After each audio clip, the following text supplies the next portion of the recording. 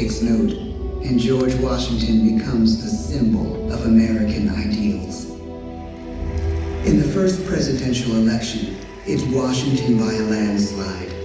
The only doubt seems to be his own. He writes, "Integrity and firmness is all I can promise. Integrity and firmness is exactly what we need."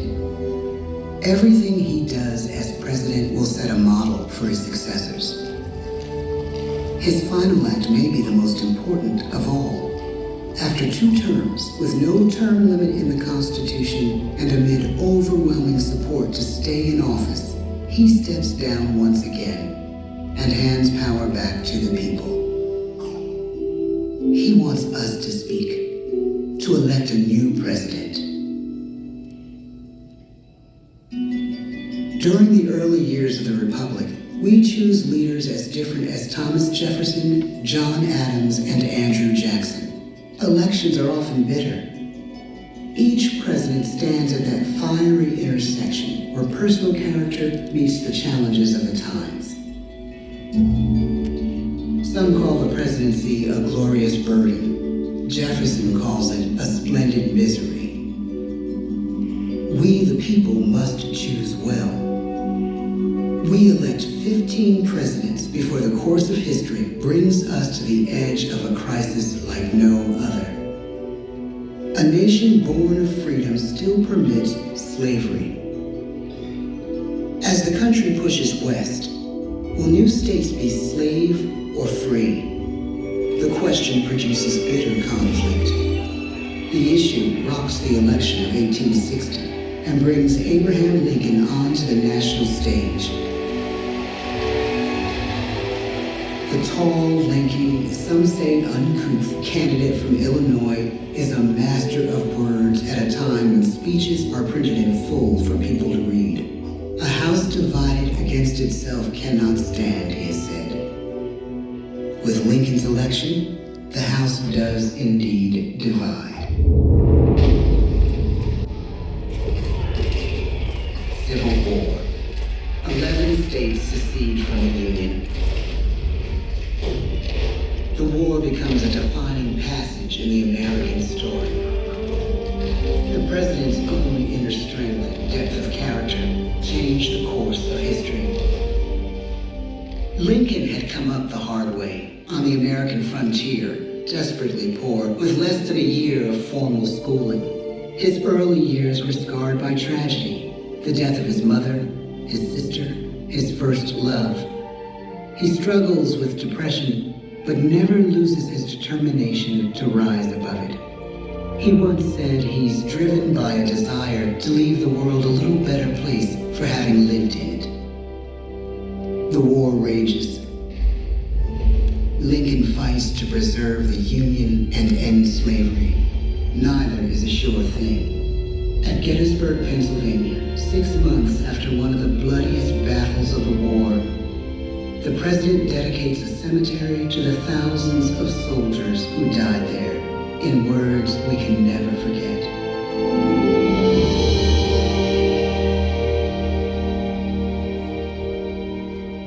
"47 years ago, our fathers brought forth on this continent a new nation, conceived in liberty and dedicated to the proposition that all men are created equal. Now we are engaged in a great civil war, testing whether that nation or any nation so conceived and so dedicated can long endure. We are met on a great battlefield of that war. We have come to dedicate a portion of that field as a final resting place for those who here gave their lives, that that nation might live. It is altogether fitting and proper that we should do this. But in a larger sense, we cannot dedicate, we cannot consecrate, we cannot hallow this ground. The brave men, living and dead, who struggled here, have consecrated it far above our poor power to add or detract. The world will little note, nor long remember what we say here, but it can never forget what they did here. It is for us, the living, rather, to be dedicated here to the unfinished work which they who fought here have thus far so nobly advanced. It is rather for us to be here dedicated to the great task remaining before us, that from these honored dead we take increased devotion to that cause for which they gave the last full measure of devotion. That we here highly resolve that these dead shall not have died in vain, that this nation, under God, shall have a new birth of freedom, and the government of the people, by the people, for the people, shall not perish from the earth. The blood of over 500,000 Americans is spilled in the Civil War. President Lincoln's enduring hope is to give true meaning to the sacrifices of so many, to lead us to that new birth of freedom. With the end of the war and the end of slavery, a new birth truly begins. As we roll toward the 20th century, settlers roll west on wagon wheels and railroads connect the nation coast to coast.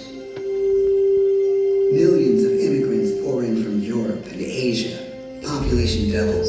Our economy triples. Our standing among nations rises. We need presidents who can lead both at home and abroad. At the same time, a young Theodore Roosevelt is retreating from New York politics and personal tragedy. The death of his wife and his mother on the same day in the same house. In the Badlands of North Dakota, he rethinks his life and the life of his country. He returns stronger in body and spirit. His renewed energy is just what his country needs.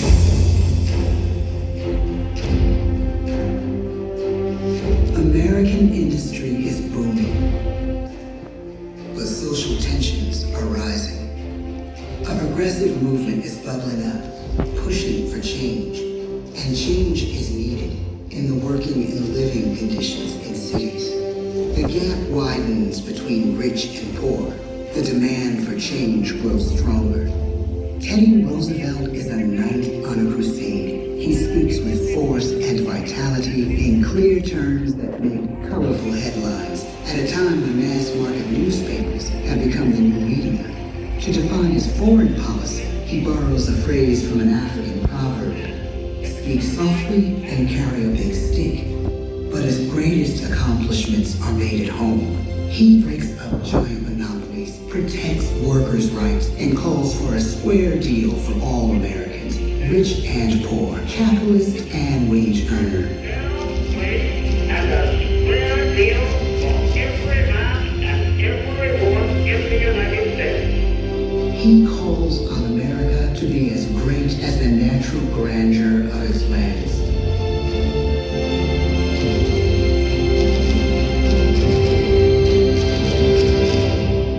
Keep your eyes on the stars and your feet on the ground, he tells us. And we do.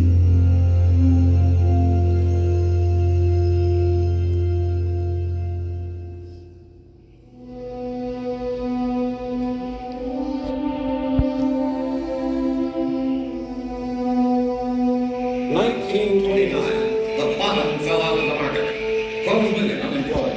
The deadlines and the super. The results of the 1932 election now appear. When we elect our 32nd president, it is the worst of times. The course of history and the course of one president's life again shape a turning point in our national destiny. Franklin D. Roosevelt, paralyzed by polio, knows how to restore the faith of a people paralyzed by the Great Depression. I believe in practical explanation and in practical power. He has found the inner strength his countrymen now need. He speaks to us like a friend, a neighbor. His optimism is contagious. His voice perfect for the latest breakthrough medium, radio. He calls us to believe we have nothing to fear but fear itself. And we do believe. Tonight's attacks on England are perhaps the most widespread of the war in the course of the day. But an even greater challenge dominates his final years in office. The Second World War.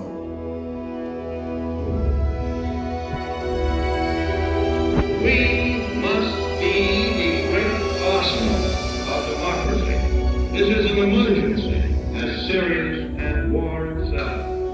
We stun the world with our production.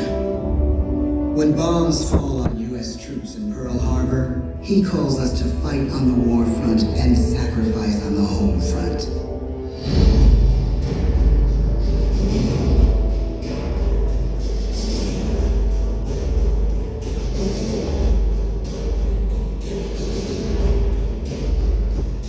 The harder the sacrifice, the more glorious the triumph.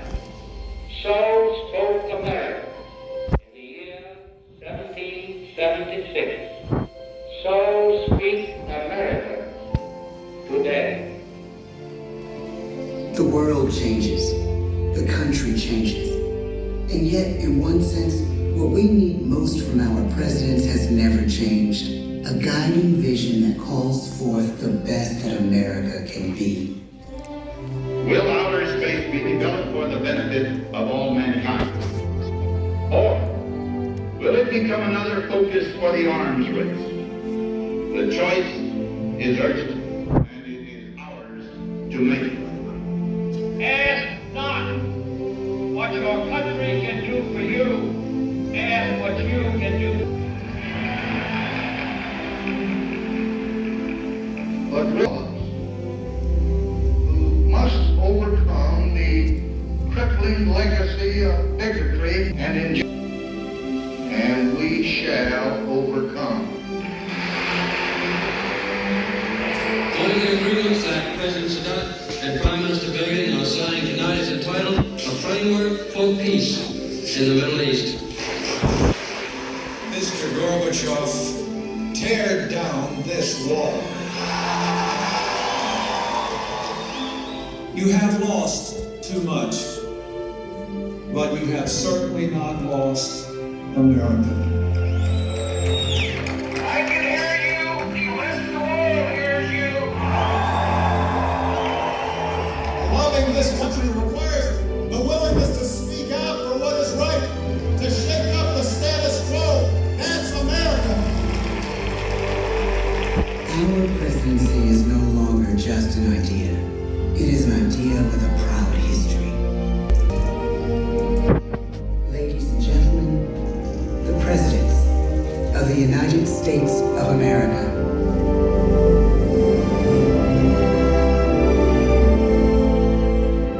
George Washington. John Adams. Thomas Jefferson. James Madison. James Monroe, John Quincy Adams, Andrew Jackson, Martin Van Buren, William Henry Harrison, John Tyler, James K. Polk, Zachary Taylor, Millard Fillmore, Franklin Pierce, James Buchanan, Abraham Lincoln, Andrew Johnson, Ulysses S. Grant, Rutherford B. Hayes, James A. Garfield, Chester A. Arthur, Grover Cleveland, Benjamin Harrison, William McKinley, Theodore Roosevelt, William Howard Taft, Woodrow Wilson, Warren G. Harding, Calvin Coolidge, Herbert Hoover, Franklin D. Roosevelt, Harry S. Truman, Dwight D. Eisenhower, John F. Kennedy, Lyndon B. Johnson, Richard M. Nixon, Gerald R. Ford, Jimmy Carter, Ronald Reagan, George Bush, Bill Clinton, George W. Bush, Barack Obama, Donald Trump.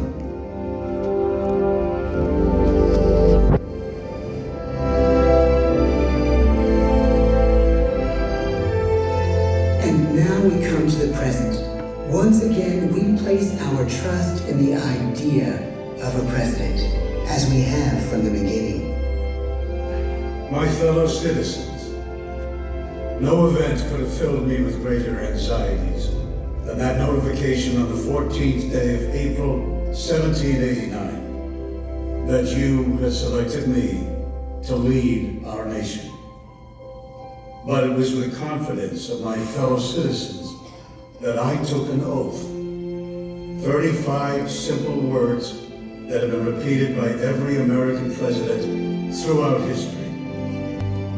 I, Joseph Robinette Biden Jr., do solemnly swear that I will faithfully execute the office of President of the United States, and I will, to the best of my ability, preserve, protect, and defend the Constitution of the United States.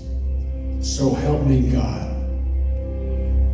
The presidency of the United States is a role unique in the world, an office entrusted to each president by us, we the people.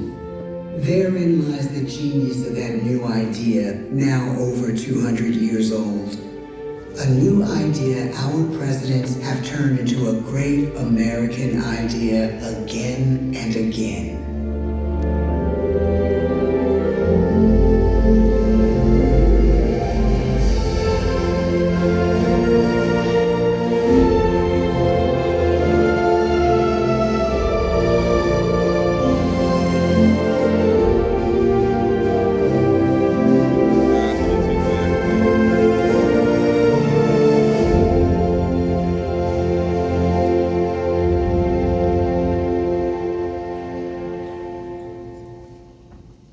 This concludes our presentation. Please, guys.